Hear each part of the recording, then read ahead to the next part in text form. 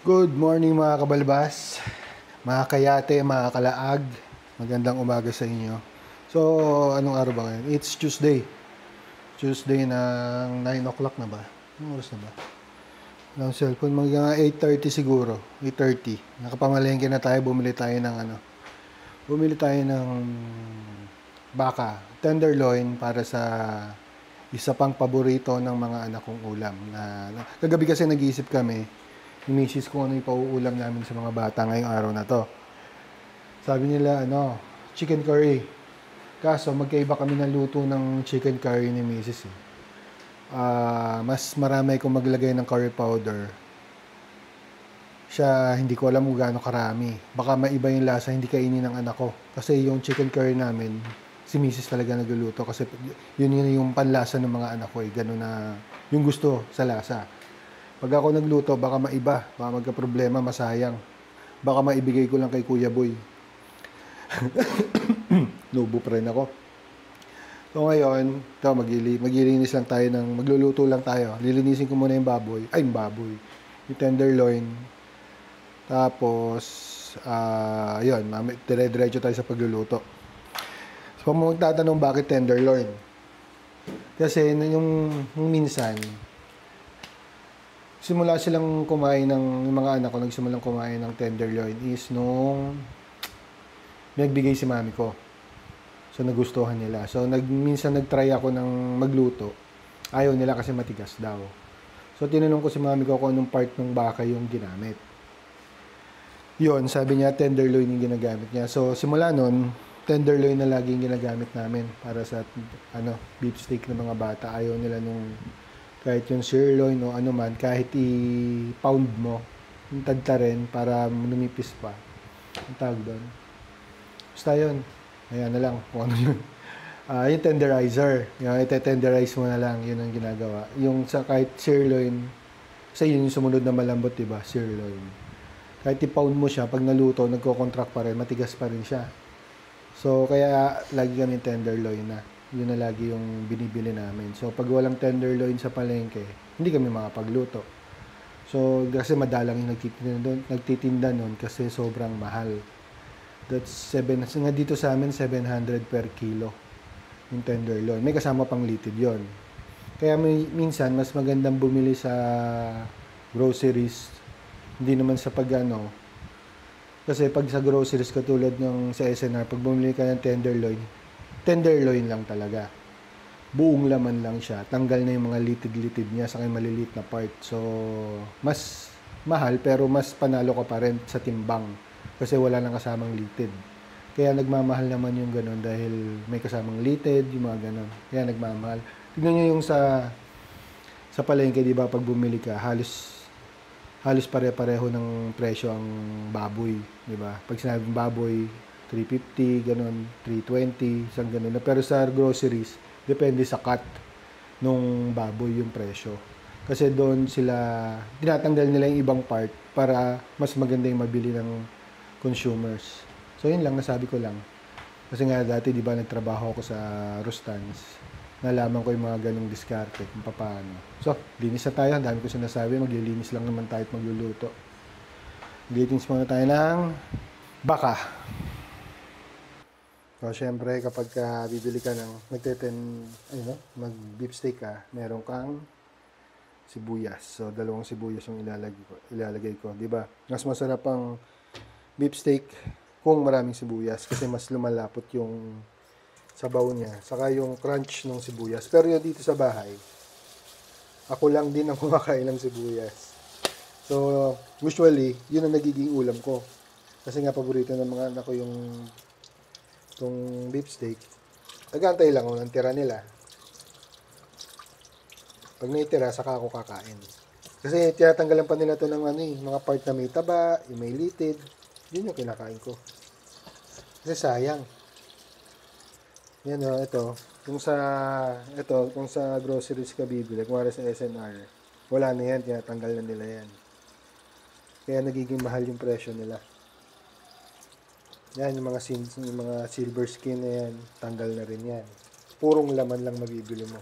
Ang makukuha mo pag bumili ka sa Yun nga, katulad ng SNR, hindi ko alam sa ibang groceries kung ganun eh. Kasi hindi naman ako nagtitingin sa ibang groceries ng tenderloin. Doon lang ako nakakita ng tenderloin na ano, sa SNR. Ito yung ganyan, no? Wala na yan. Ayan yung matigas eh. Na nakakapit sa ano, lalo to, yung part na to, yung tigas niyan.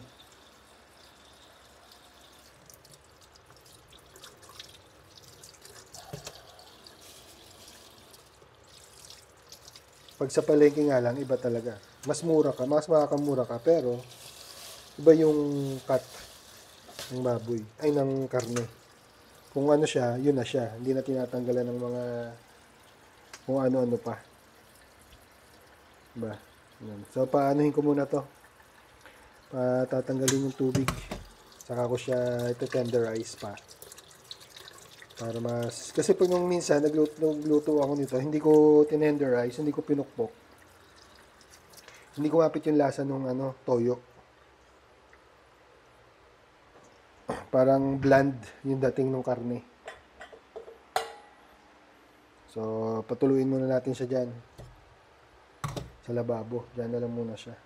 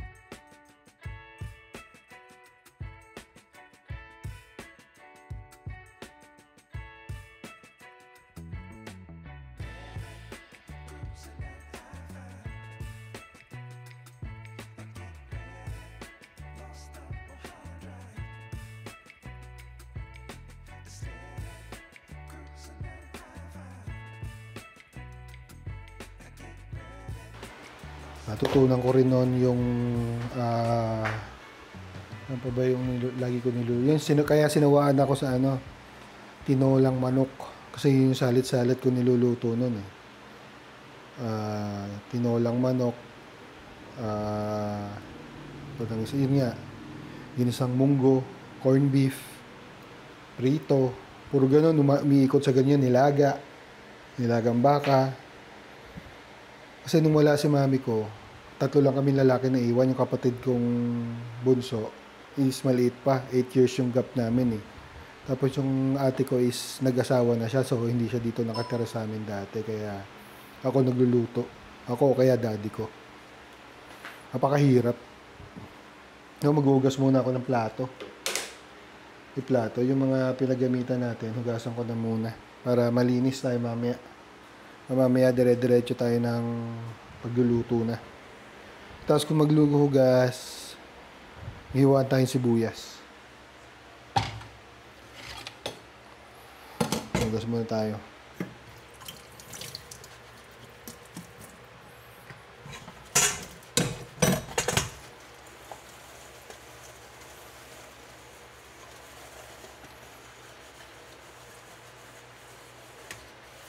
Bali, ano na pala? Mag-11 o'clock na. Bali mangla-lunch ko na lang. Kasi di ba nung isang araw nag-pizza kami, may 3 slice pa yatang naiwan. Hindi nakain. Hindi rin pala nagustuhan ng mga anak ko yun. Ayaw nila nung cheese flavor siya, pero meron kasi siyang marinara sauce. Kaya medyo maasim. So, ang kinain nila is yung lang, pasta. Umagat lang silang konting pizza. Kaya yun ang ilalunch natin ngayon. Yung tira. Itong lulutuin natin ngayon na beef steak is pang mamayang gabi, dinner ng mga bata. Tapos yung bukas na ulam, iisipin pa namin mamayang gabi kung anong lulutuin bukas. Ang hirap mag-isip ng ulam ng para sa mga bata eh. Hindi man pwedeng laging manok. Gusto nila yung manok, pero siyempre iba pa rin, baka magkapakpak na yung mga anak ko pag laging manok.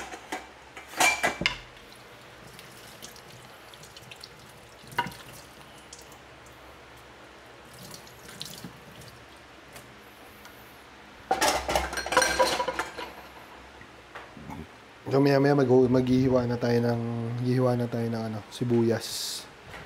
Patutuyuin ko lang saglit tong sangkalan, tapos hiwa na tayo.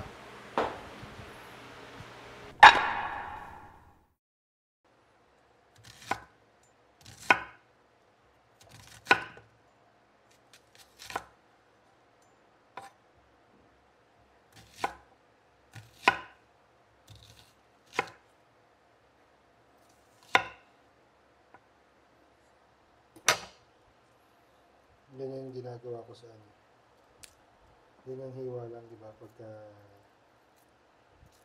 beef steak. Pero yung maliliit, ito yung, pag magigisa ako ng bawang, ito yung sinasama ko, itong maliliit. The rest, nalagay ko yan sa pagkatapos na. Pag yung iba patapos na, yung iba pagtapos na.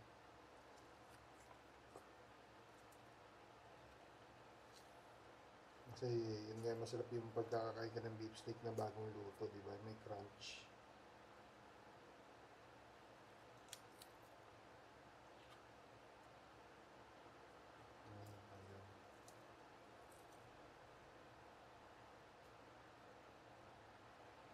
Sa half kilo ng ng tenderloin yan. 2 malaking sibuyas.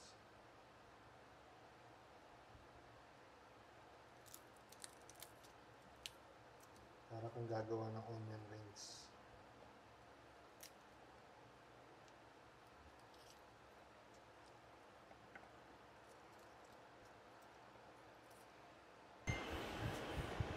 So, lunch muna tayo, lunch break, bago tayo magpagpatuloy yung pagluluto natin. Ito yung tirang pizza, isang slice. Siyempre, dapat may sriracha. Urig na sriracha yan. Manok yung nasa drawing. Marami kasing peke nito eh.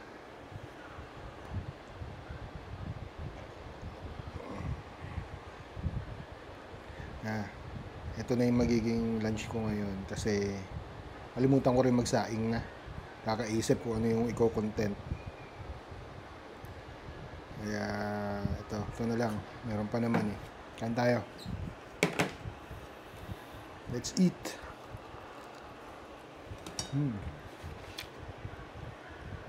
Habang kumakain, nanonood ako ng hearing sa Senate tungkol sa flood control. Blue Ribbon Committee. Kasi apektado rin kami dito. Ito yung, di ba, yung baha. Ito yung may kasalanan. Bakit nagkakaganyan?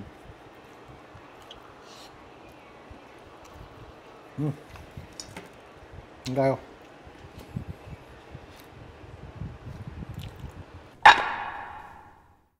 So mag-ano na tayo. Mag-fry na tayo ng ating baka. Dapat mainit lang yung kasi may sauce to. Mabuboil lang siya, mangyayari boiled. Hindi siya fried. Ay, wala pa pala akong mantika. Wait. Forgot. Dapat mainit na mainit.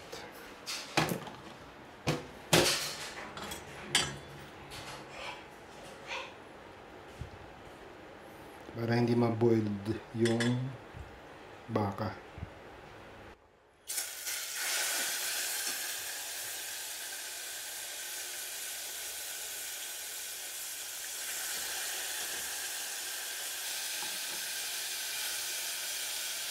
So, ano lang, semi-fry lang. Ang half cook.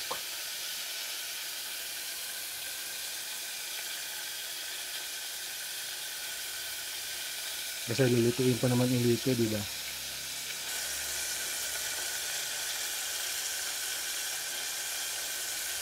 Ano kailangan ko dito? Exhaust fan. Kasi yung mantika, nakikita nyo ba?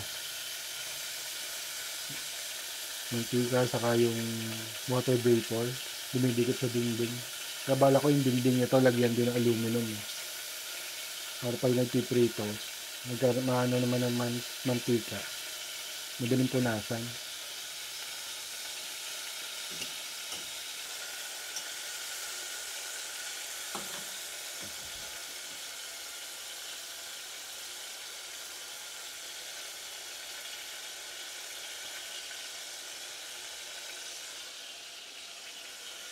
Balik tayo mamaya. So, ganito lang yung fry lang. Balik tayo pag magigisa na tayo.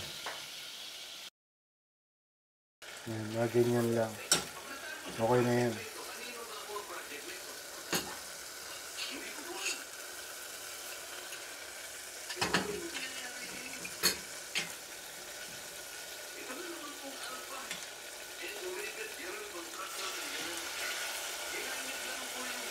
Sorry naririnig niyo pala yung pinapanood ko.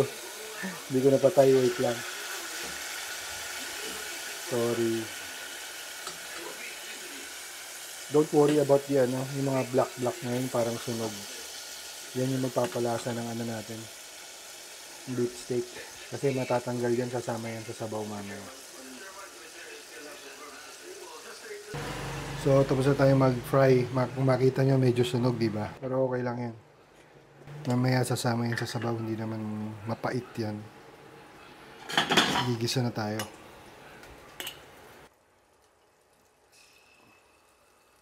Bawang. Ano ba yan? Ganda laglag na yung gamit ko. Kaya rito, ang hirap eh. Maliit ang kitchen, dapat mapagawa na malaki-laking kitchen.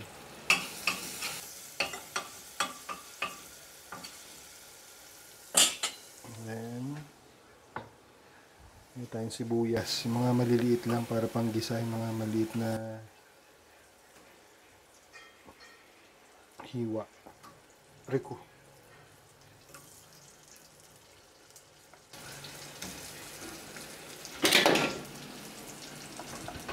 Nalaglag na ang ating camera. Dumudulas.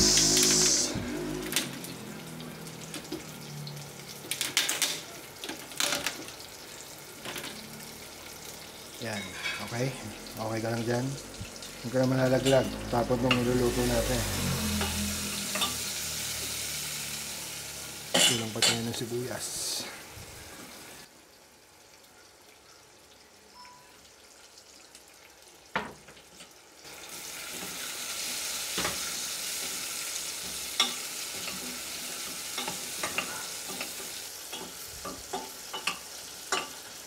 Madali lang naman ito eh. Nga lang, depende sa panlasa nyo kung paano. Diba? So, balik natin itong ating baka. Then, kukuha tayong tubig. Wait lang. I get some water.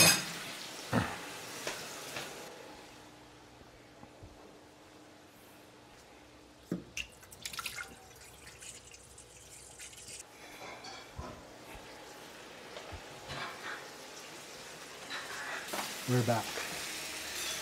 Bali, ito yung pinagbabaran din natin kanina para makukuha pa natin yung toyo. So, dun sa iba, siguro konti lang kayo magsabaw ng ganito. Pero usually ganun, di ba? Konti lang. Pero dito kasi sa bahay, mahilig yung mga anak ko sa sabaw. Talagang sinasabaw nila to sa kanin. Kaya marami. Marami kami maglagay ng sabaw.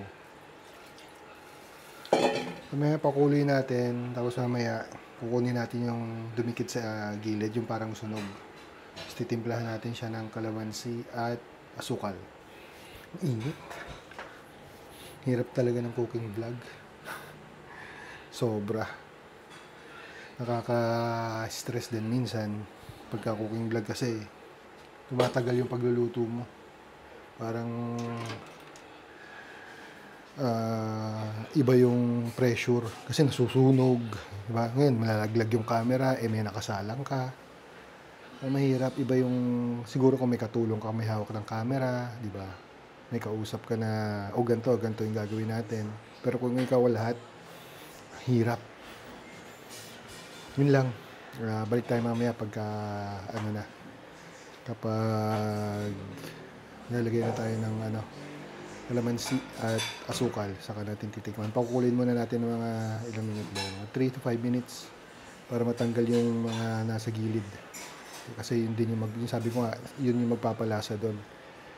Yun ang magpapalasa sa ating beef steak. Andun yung lasa mismo ng baka. Diba? Mamaya.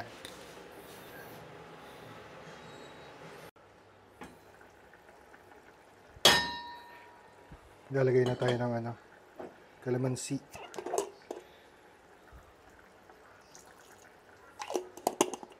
At sugar. Depende na lang sa inyo kung sa panlasa nyo. Kung gaano karami ilalagay nyo. Tikman-tikman nyo na lang. Habol pala natin yung paminta. Wait lang.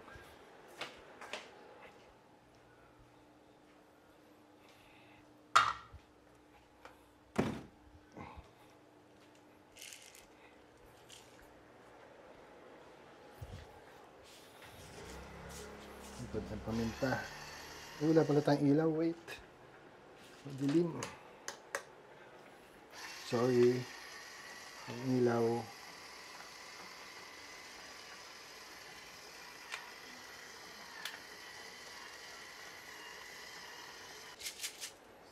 Pero huwag kayong maglalagay ng ganyan. Masama nga yan.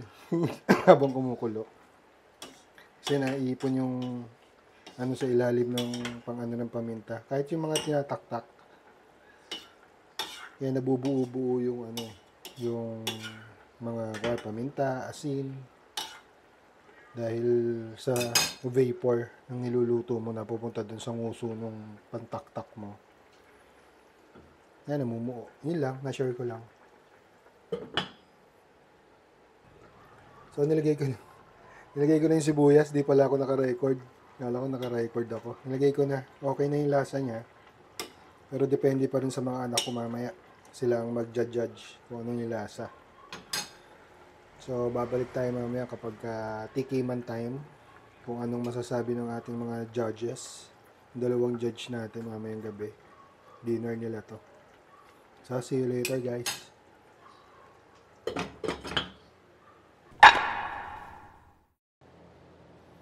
So, nandito na yung isang judge natin para sa niluto nating beef steak. So, game. May star pa sa noo yan. No. Ay, sa ilong. Ganyan sila kumain ng beef steak. Ha? Ha? Perfect. Ganyan sila kumain ng beef steak. Oh. Kala mo sinigang. Daming sabaw. Mamaya yung isa na lang ang tatanungin natin. Anong lasa? Ito mo yung nilagay kong sibuyas. Oh. Rin. Maluluto din ng gusto. Hindi na siya crunchy pag kumain ako mamaya. Kasi mamaya kakain din yung bunso. So, mamaya tunaw na yung yan. Sibuyas. So, yun. Ano pa ba? Yun lang. Maiksi lang yung mga vlog natin. Pero ayoko naman kasi ng vlog na mahaba nga. Pero wala naman Parang sobrang haba ng gap ba, sa talking heads. O, yun muna. Bye-bye. See you sa susunod na vlog.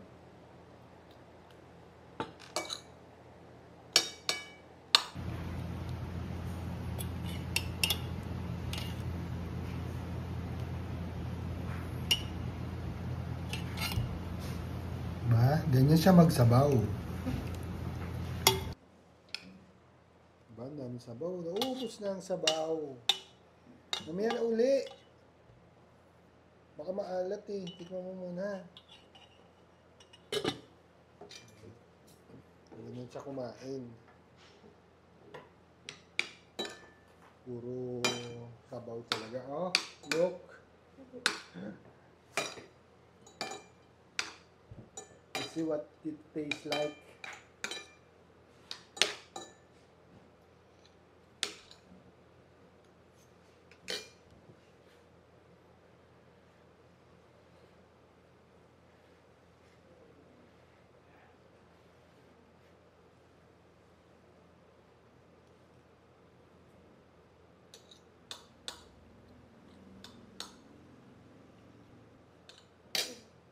Ano, mainit.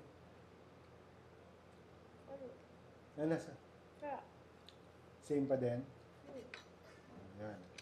Same pa daw. So ngayon, totoo na to, tatapusin ko na yung vlog. Kanina kala ko tapos na, hindi pa pala. Pero pa nga pala isang titikin. Kala ko tapos na, hindi pa pala. Kalimutan ko, ito pa palang bunso. So, final. Tatapusin ko na yung vlog. Bye-bye. Peace out.